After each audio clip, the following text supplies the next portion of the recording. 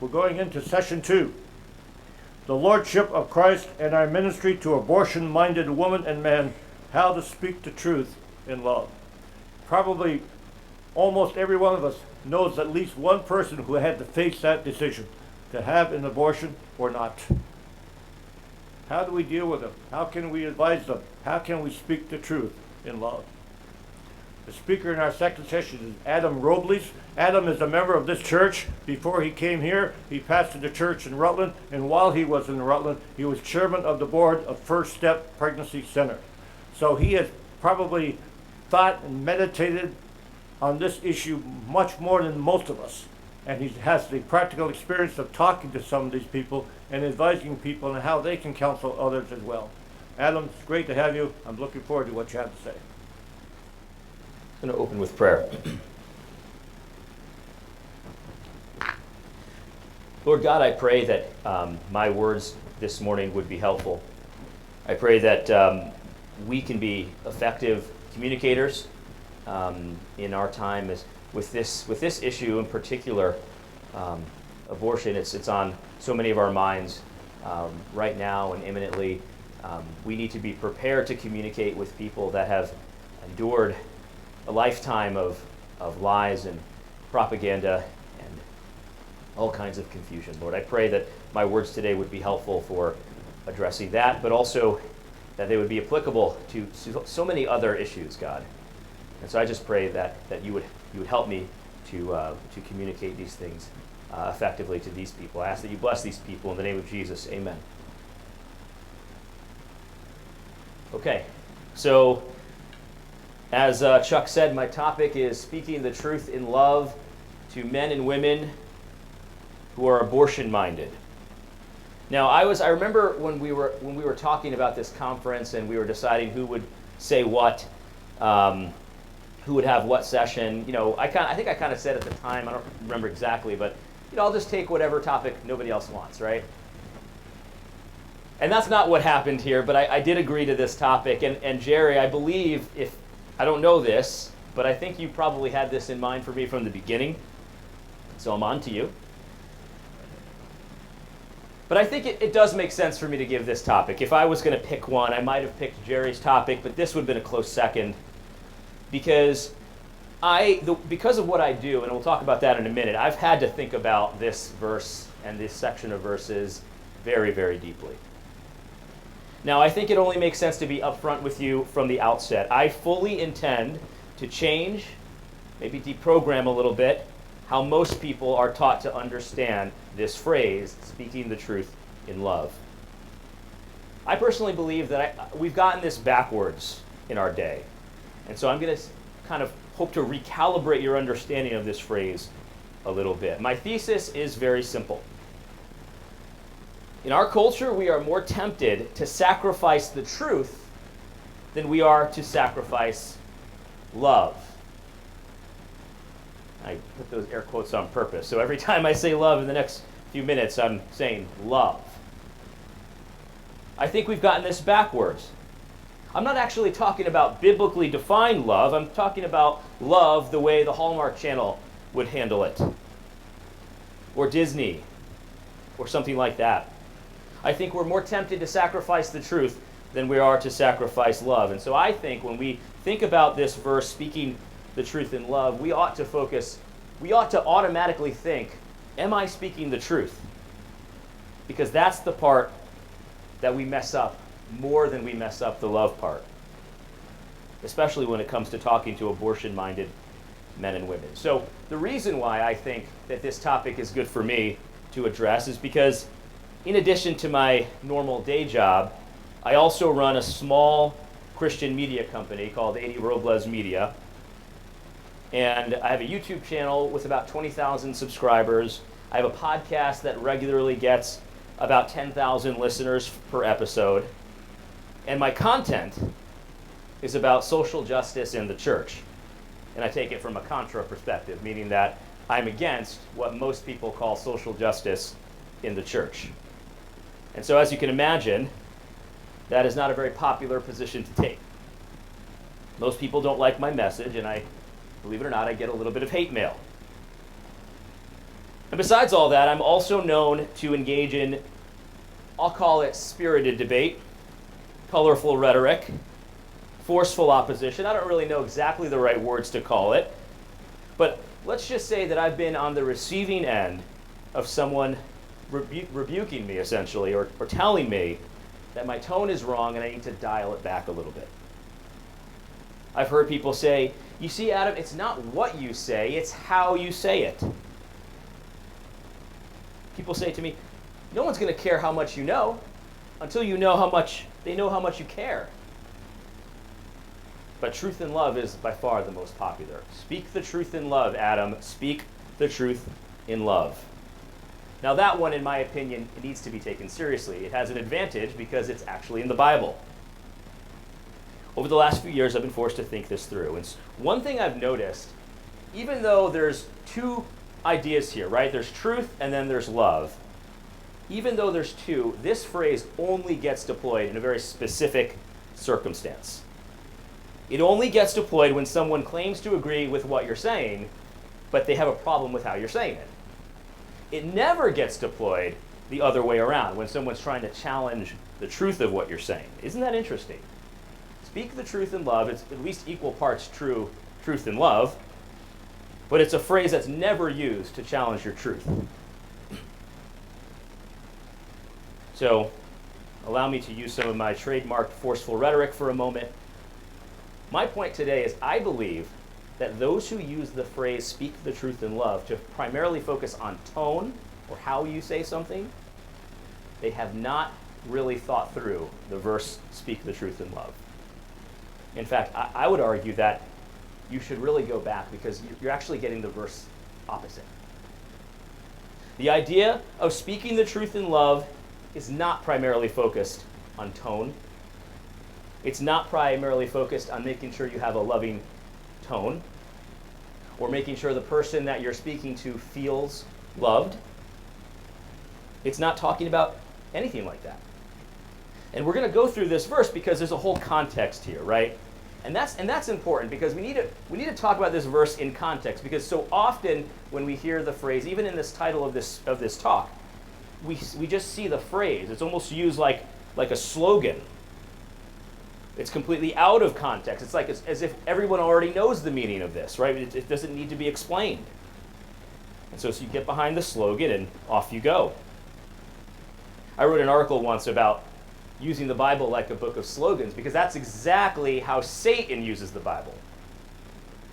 When he was tempting Jesus, that's what he was doing. He was sloganizing the Bible with Jesus. And the reason he did it was because he was trying to manipulate Jesus. And Jesus wasn't having it. Every single time, Jesus brought it back to the original context. He was speaking Bible to him, but he wasn't actually telling the meaning of the Bible. And so we need to avoid using the Bible like a book of slogans. And so, speak the truth in love comes from Ephesians. It comes from Ephesians chapter 4. I'm going to read it, but if you'd like to turn to it, go right ahead. Now, our key verse is verse 15, but we're going to read starting from the beginning because I really want you to get a sense as to what's being discussed here.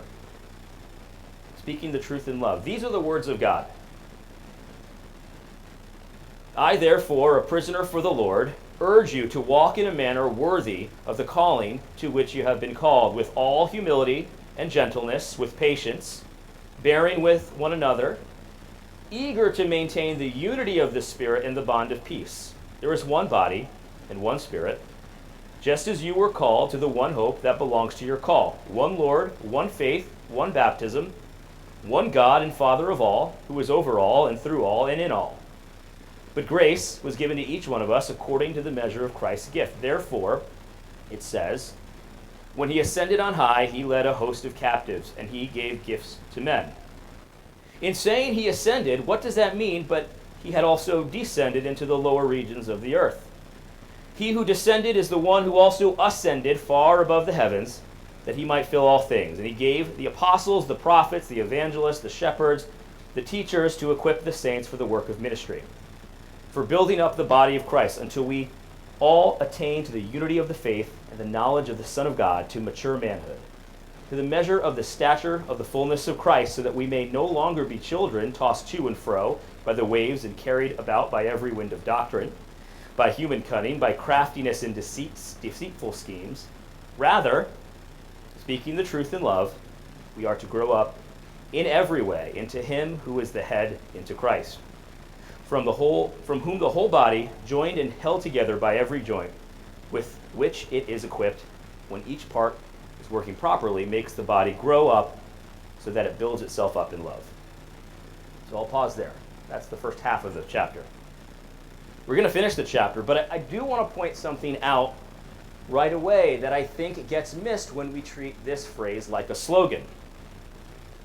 Because the passage, speaking the truth in love, comes right dab in the middle of a passage that is 100% focused on what the truth is, as opposed to what your tone is.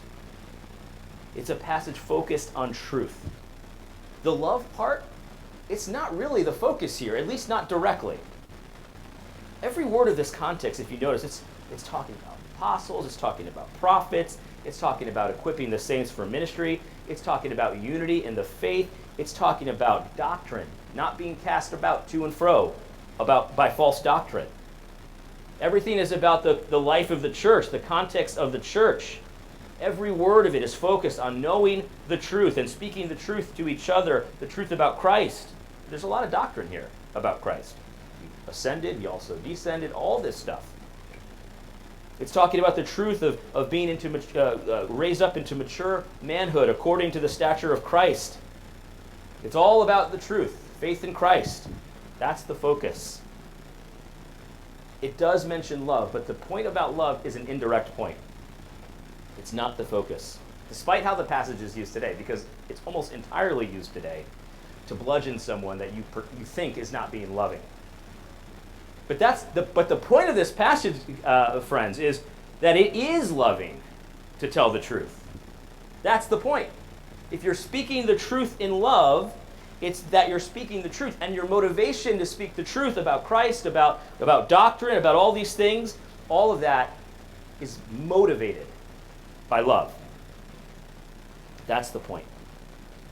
It's not telling you to finesse the truth a little bit or to soften the truth a little bit or to, dare I say, twist the truth a little bit so that people feel that love.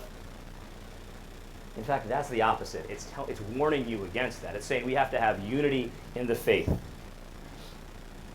Let me tell you an example of what I mean by finessing the truth and twisting the truth.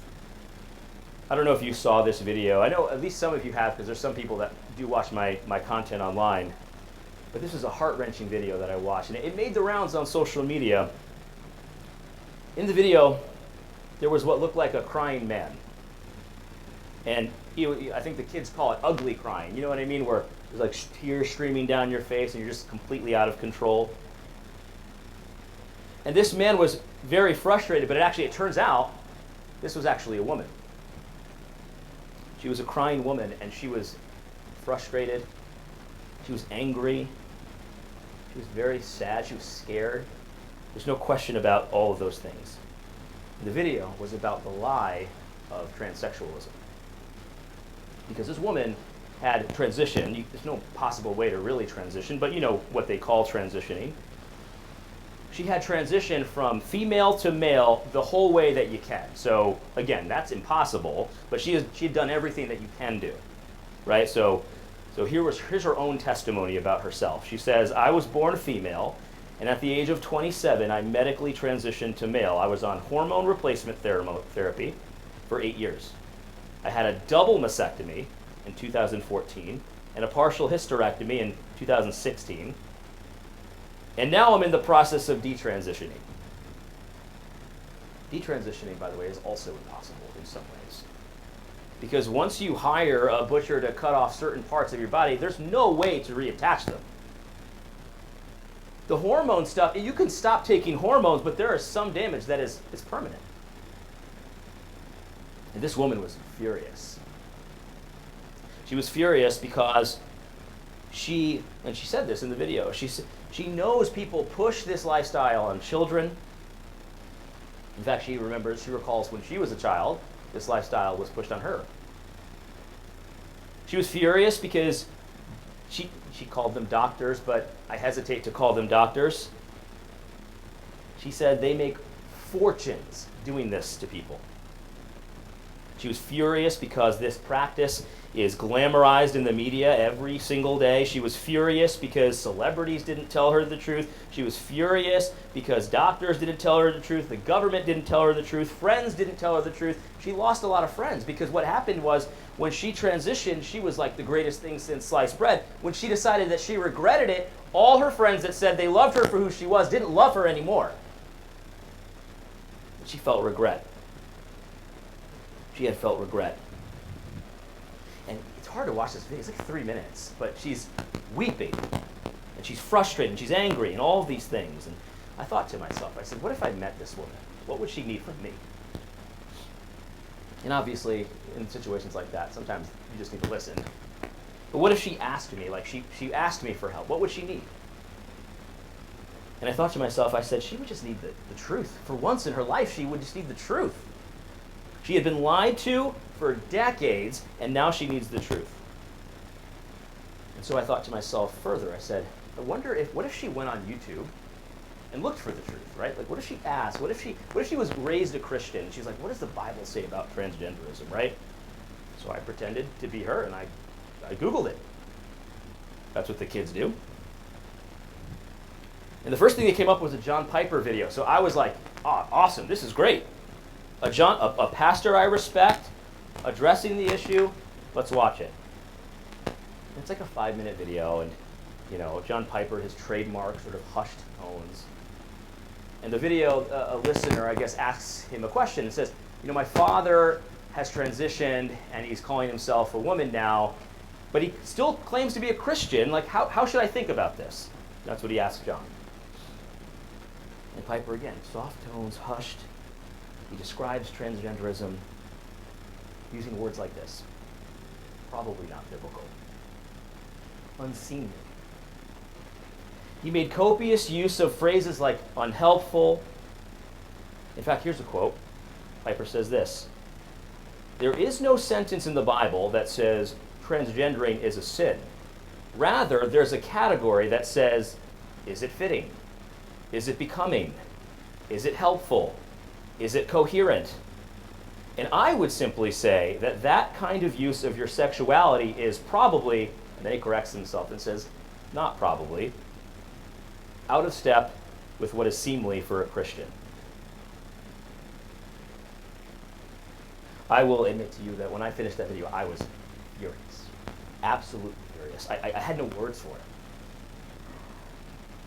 And I knew in my mind, this is the archetype of what people think speaking the truth in love is. And to prove it, I went to the comment section. Comment after comment. Thank you for your wisdom, John. You're just such an inspiration. Your tone is perfect. Comment after comment.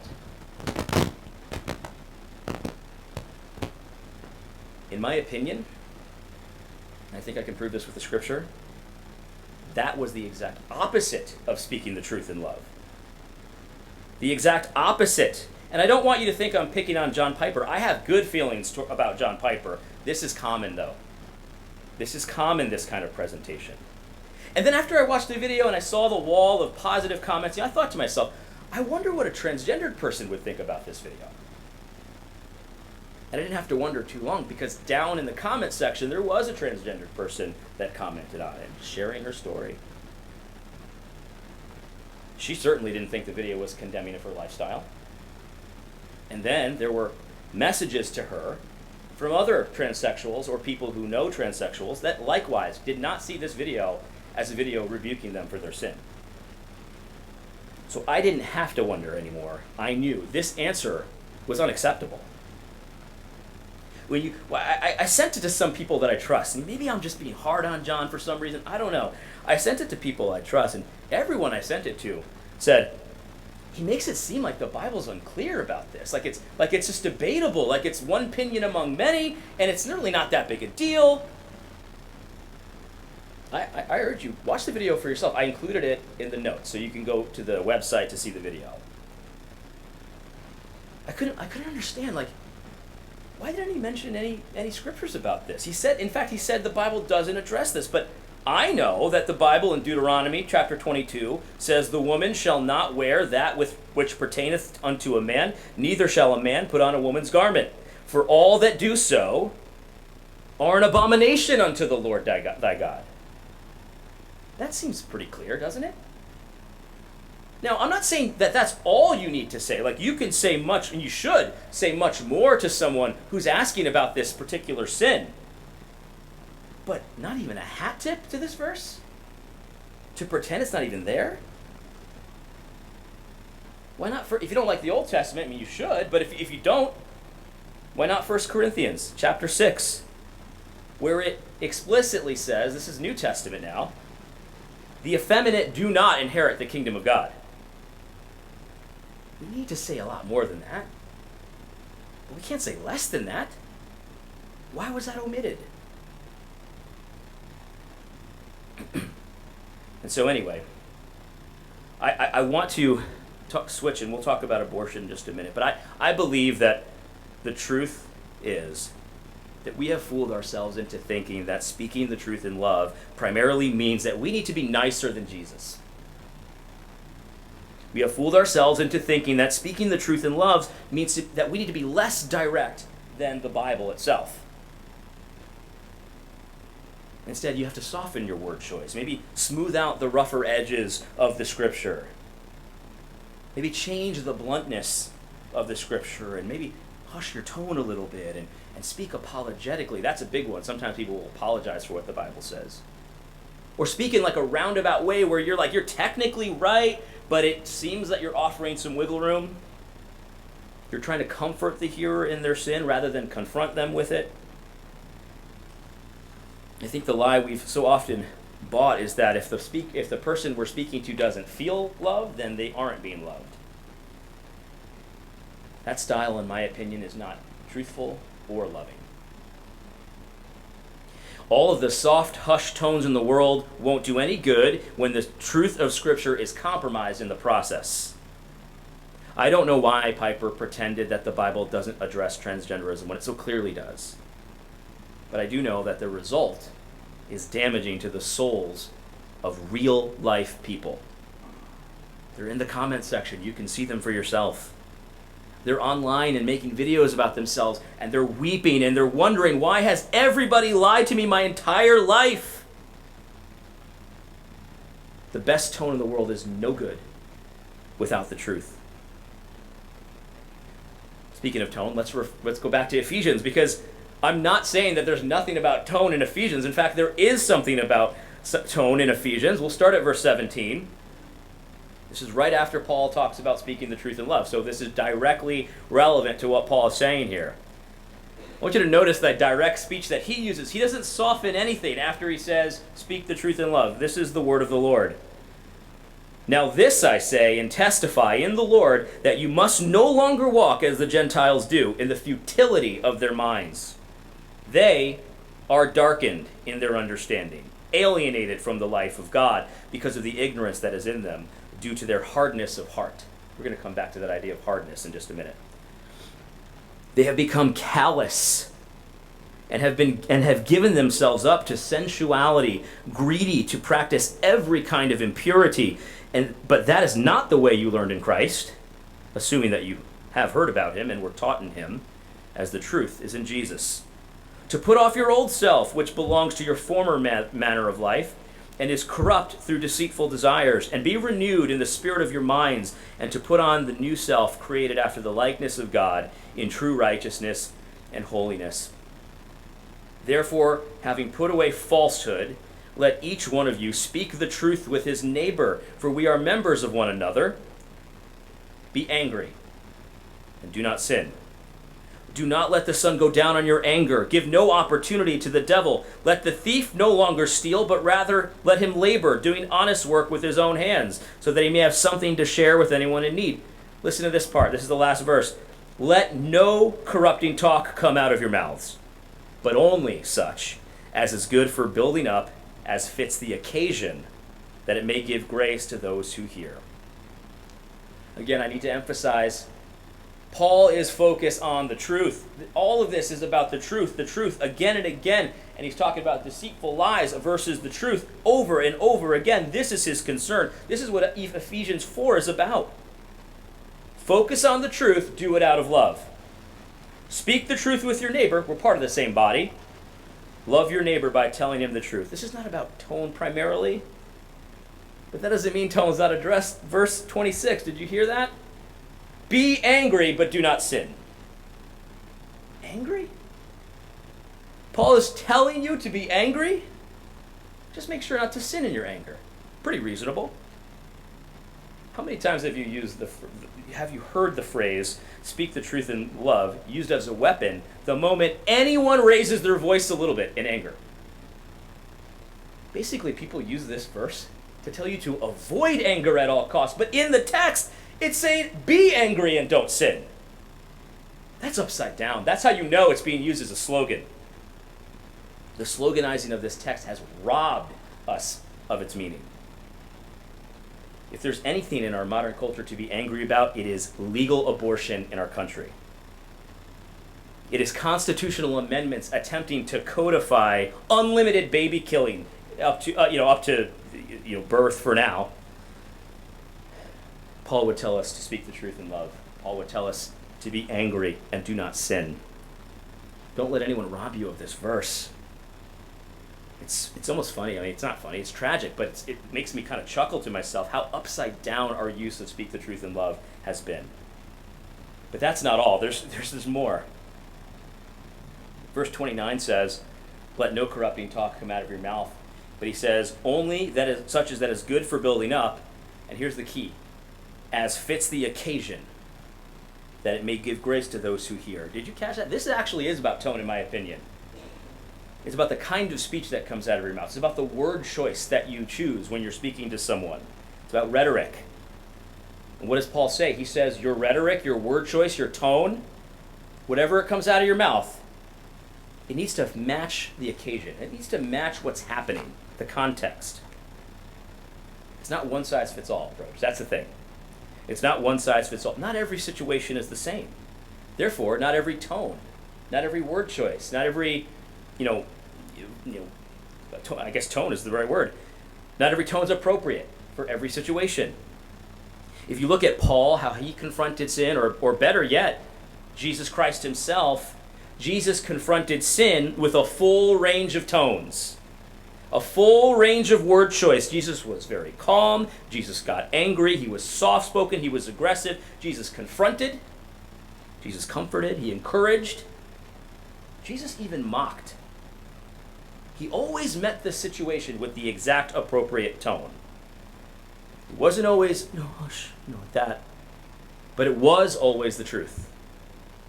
So let's talk about abortion. How do we speak the truth to men and women who are considering abortion? We all have to prepare for this. We all have to prepare for this. I think Chuck just said that, we all at least know one person who's either had an abortion or is considering an abortion or has considered an abortion. I believe that if you don't have anyone in your life like that, you will at some point. So you need to prepare for this. I've got 3 principles here. I can't tell you exactly what to say because, again, each context is different. Each conversation is different. But the first principle, I think we need to avoid euphemisms or any terms that seek to soften what's actually happening. I think this is critical because we need to keep in our minds what we're talking about when we talk about abortion is we're talking about the murder of a child. The unjustified, premeditated killing of a baby with malice. We need to get that right. The Bible says you shall not commit murder. Abortion literally is murder. We need to say much more than that about abortion when we're talking to someone who's considering it. But we must not say less than that. The word abortion, to be honest with you, itself is a bit of a euphemism when you think about it. It's a word that's used to soften what it actually is. It's baby murder. Termination, abortion, family planning, women's health. These are all terms that are used as a euphemism, so you don't really get in your mind what we're actually talking about here. We're talking about infanticide, feticide, murder. That's what's really happening. If you talk to someone who's considering killing their own child, it's not that they won't be a parent, they will be a parent of a dead child. A baby that was killed on your behalf by someone you hired to do the job. That's what's really happening. Look, again, I'm not saying you don't say more than this. You must say more than this. But you can't say less, because this is the truth. And people that are considering killing their own baby, the whole world is lying to them every single day, just like that transgendered woman. Ever since we were all born, the world has been lying to us every single day. They've heard it from everybody. It's not really a baby. It's no big deal. It's just potential life. I even heard one philosopher, this was insane to me, that said that life is only valuable if it's wanted. And she made this really strange, she wrote a whole paper about it. Like, you get beaten down long enough, and that makes a lot of sense. No, it doesn't. People have heard, it's just like trimming your nails or cutting your hair. These are the lies that you hear them again and again and again. And when somebody comes to you and asks you, hey, I'm considering killing my baby, or you know that they are, let you be the one person that doesn't lie to them. Look, Joe, Sally, I don't hate you, so I have to tell you the truth. Don't murder your baby. Your baby is real. Your baby is alive. Don't kill your baby. Whatever the reason is, it's not worth killing over. God says you shall not do it. Don't do this. These people have been beaten down for decades, brainwashed in many ways. The euphemisms for murder, when you use them, in my opinion, and look, we all use them from time to time, but you got to get around to the reality. When we use the euphemisms only, though, I think it just serves to reinforce the lies that they've been told again and again and again. So we must be truthful with people that are seeking to murder their babies. The Bible gives us language to use. It's good language. The Bible gives us stories to use of other people who killed their children. The Bible describes it as an abomination, as something so wicked it has never even entered the mind of God. We need to be truthful about that. And one way to be truthful is to avoid using softening language or euphemisms. I think euphemisms and soft language, it doesn't stand a chance of snapping people out of these deceitful lies. This is speaking the truth in love. My second principle. This is going to be controversial, but I think this just is what it is. We need to be careful about using victim language about abortive mothers. It is common to talk about the two victims of abortion. One, of course, is the baby. That's obvious. The baby loses his life. Clear victim. The second victim, it's sometimes said, is the mother. Now, in a sense, I understand what people are saying here, because I just got done telling you that we've been brainwashed and duped for years, decades of propaganda. I always talk to my brother and I say, we'd be fools to not think that the propaganda hasn't even affected us. It's relentless. So I understand what people are saying. One of the things you might not know is men who commit sexual crimes against children, more often than not, they were abused as a child. It's like a demonic, self-perpetuating cycle, and that's a sad reality. And we can have sympathy and compassion for people like that. In abortion, it's similar. There's always a story, and those stories matter. You hear them in the media. Sometimes it's a rape, sometimes it's incest, sometimes it's just the result of a lifetime of feminist propaganda and pressure to self-actualize as a female, whatever that means. But whatever the reason, we can't just talk of the woman as a victim, because I believe that robs the woman of moral responsibility before God. In the case of a pedophile, for example, we understand that despite whatever sympathy we would have for their childhood, whatever they did, whatever monstrous acts that they perpetrated in the here and now, they need to be accountable for that. They're accountable for that, regardless of what happened. By the way, this is changing, just so you know where this is all going. Be on the lookout for the normalization of this kind of behavior. It's already happening.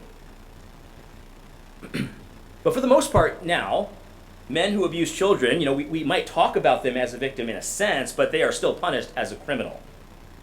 They are still the perpetrators of a horrendous evil, and they will be accountable for that.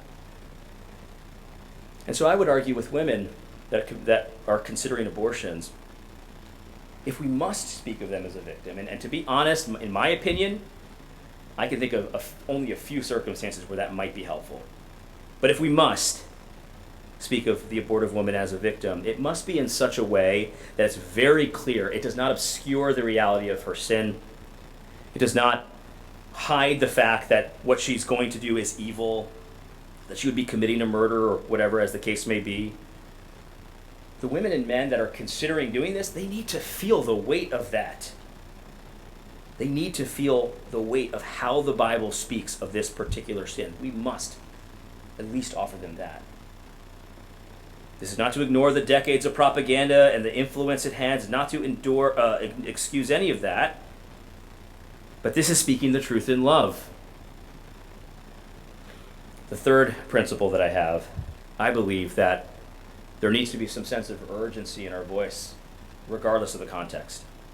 There needs to be some oomph behind what we say. There needs to be real emotion. We're not robots. We're not Spock from Star Trek. There's a life at stake here.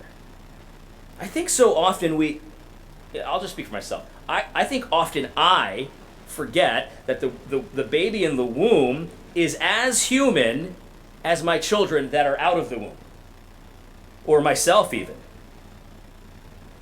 What would your tone sound like? What would the urgency in your voice sound like if someone came to you and said, I'm considering killing that 4-year-old down the street? Or hiring someone to do it because, he's poor and he doesn't really have a dad and doesn't have a good life, doesn't really have a chance.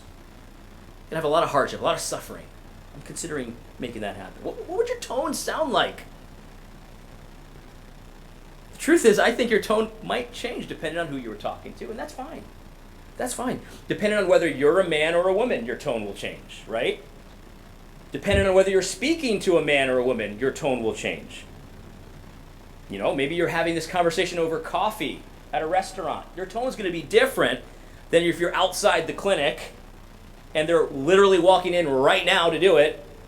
Your tone's going to be different, whether it's a friend or a foe, a stranger or a friend or someone you know well. But whatever the tone ends up being, there has to be a sense of urgency here. A soft, hushed tone. That's not like the gold standard of how to communicate. There might be some times where that's appropriate, right?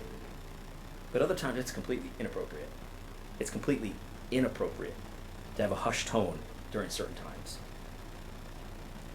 I was talking to my wife last night. I was like, if my brother came to me and said he was considering doing this, I would be yelling at him. You know what I mean? And that would be appropriate in the situation. If a random person came up to me and told me this, I wouldn't yell at them. If a man came up, a woman came up, it'd be different. But either way, there's got to be urgency. There will be times of pleading, by the way. Sometimes it's just going to be pleading. I can imagine some oomph behind pleading. Please don't do this. Like what Jerry was saying about the gladiators. That's pleading. But there was definitely oomph behind it. There will be times of warning. I think this is controversial too for some reason, but it shouldn't be. Murderers do not inherit the kingdom of God. You will live in deep regret. You will live in shame the rest of your life. This will not solve anything. This will not bring you peace. There will be times to break people down. This is a monstrous, demonic evil. This is an evil worse in scale than anything the Nazis dreamed about. There will be times of building up. We can help you. We can support you. We will provide resources for you, whatever you need. We'll be there. Just don't do this. There needs to be a sense of urgency because the situation is urgent. We're not talking about a cigarette smoker who's like, he wants to quit, but he's going to buy one more pack on the way to quitting. Or an alcoholic, just one more bottle. I'm going to quit, just one more bottle. Like, look, those are situations too, and they could be serious.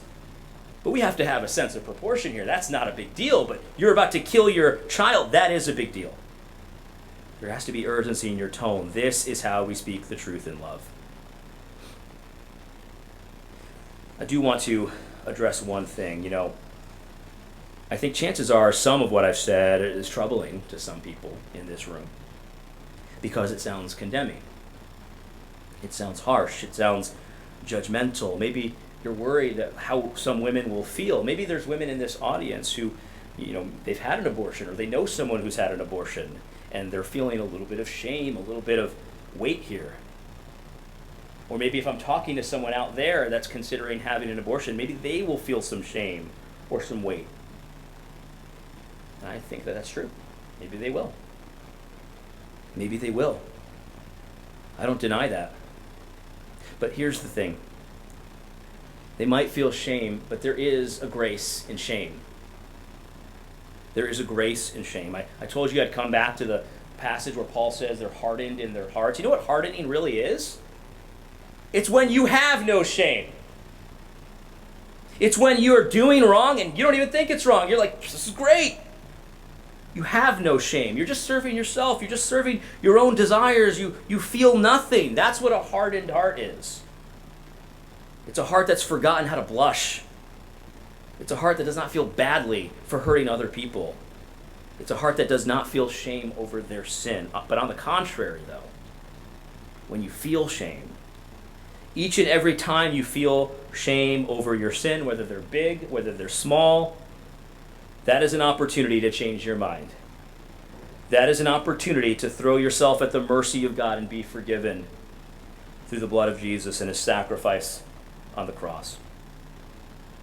That kind of shame is a beautiful thing. That is an opportunity. Don't rob someone of that opportunity. Don't rob someone of the chance to repent. When we soften our language or use euphemisms, when we treat people with murder in their hearts like victims, when we don't speak and act with urgency, all to avoid shaming people because we don't want anyone to feel shame, I worry sometimes that we rob people of a gift, an opportunity to have that moment where you take a good look in the mirror and you just cry out with the Apostle Paul, "Wretched man that I am, who will deliver me from this body of death?" I think often people need to be brought to the precipice and shown how hopeless this is before the escape route will even be considered by them. That's why we need to be told to speak the truth in love in the Bible. It takes love to tell people the truth almost 100% of the time.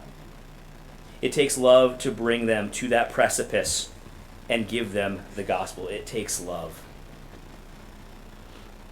Before I wrote my message today, I was asked to consider my words and how they might land on Christian men and women in this audience who, in the past, participated in killing their own children, but since have repented. They did that in their past, and now they've repented. I was asked to consider how they might hear my words, and I think some were worried about what I would say today, and I get it. I get it. If that's you, maybe you feel that shameful feeling over what you did, regret over what you did. You can't change what happens, and you know that, and I know that. But through the gospel of Christ, you know that you've been washed. You know you've been clean. These are objective facts.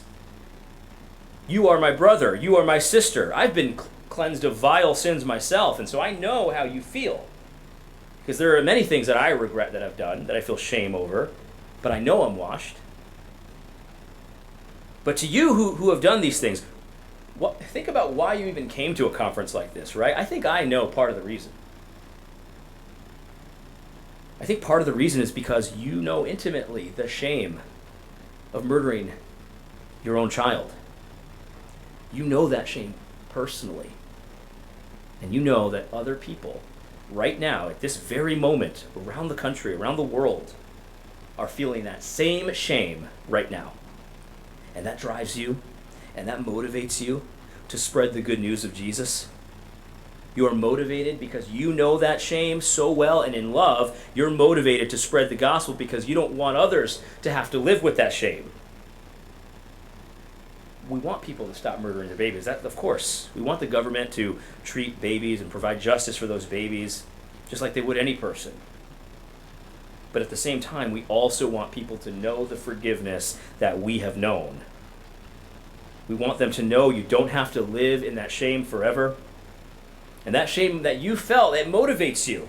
It motivates you for telling people the truth because the grace of God is freely given, it's freely offered, and that motivates you. And so that's why we must speak the whole truth and all of the truth. We must speak it in love by saying words that match the occasion, not a perpetual, nice, soft, lovely sort of way. That doesn't always fit the occasion. I saw a comment. This is there's a reporter for the Daily Wire. It's a woman named Megan Basham, and she made a great point about herself. And she says, "I am so passionately against this notion of an inoffensive, winsome gospel because it would have left me dead in my sins, like literally dead. I am so grateful for the harshness that was to me the word of life." I'm going to end. I'm just going to read Psalm 32 because David knows how you feel too. Psalms are great because David has experienced things that we've all experienced. And I want you to hear the arc of this psalm because he starts off and he's like broken up over his wickedness, over his sin. He doesn't shy away from it. He admits it. He owns it. And he pleads with God and he says, God, forgive me. And of course, God does forgive him. But what's amazing is, like, after that part, you'll see in the arc of the psalm, he says, once he's forgiven, he's like, and then I'm going to teach everybody your ways. I'm going to extol the greatness of God to evildoers. This is amazing. It's like, that's what happens. You're a vile sinner, you're forgiven by God, and all of a sudden that forgiveness motivates you. You don't just waste the shame, you use it. And you teach others about God. And so I'm just going to read it, and then we'll be done. May God bless the reading of his holy word. Psalm 32. Blessed is the one whose transgression is forgiven, whose sin is covered. Blessed is the man against whom the Lord counts no iniquity, and in whose spirit there is no deceit. For when I kept silent, my bones wasted away, through my groaning all day long. For day and night your hand was heavy upon me. My strength was dried up as by the heat of summer. That's that. By the way, I'm just going to step out for a second. There was a Selah there, so I'm allowed to do that. That's the part where you're like feeling that shame and you're like in that depths. Your bones are wasting away. You're groaning all day long. Day and night, your strength is sapped from you. That's the feeling we don't want women and men to feel. He continues, I acknowledge my sin to you, and I did not cover my iniquity. I said, I will confess my transgressions to the Lord, and you forgave the iniquity of my sin. Therefore, let everyone who is godly offer prayer to you at a time when you may be found. Surely, in the rush of great waters they shall not reach him. You are a hiding place for me. You preserve me from trouble. You surround me with shouts of deliverance. I will instruct and teach you in the way you should go. I will counsel you with my eye upon you. Be not like a horse or a mule without understanding, which must be curbed with a bit and bridle, or it will not stay near you.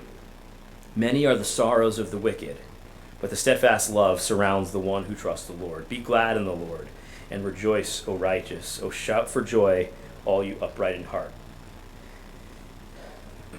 Lord God, thank you for your words. God, thank you for the passage in Ephesians. It is so instructive, Lord. It talks so clearly about speaking the truth to our neighbors, to one another. It talks so clearly about making sure that we take care in learning and considering how we talk to people. God, I pray that we apply this to these conversations that we have with our neighbors on this amendment and just this ridiculous situation. It's even ridiculous that we even have to have a conference like this. Help us understand that when we talk to people that have a hardened heart, that they feel no shame, that they celebrate, that they shout their abortions. There's many people that way. And of course there's people that they've been duped and they just don't know. Help us to speak in such a way that will wake them up, that will get them out of this hard-hearted stupor, that'll bring to the forefront the insanity of this situation, the evil of this situation, like the gladiators in Rome. Help it be a message that no one can get around, no one can ignore. They might hate it, but they can't ignore it. God, I pray that we would learn to speak the truth and really be motivated by love, not that hallmark stuff, the stuff that actually is loving, according to your example, according to your word. It's in Jesus Christ's name we pray. Amen.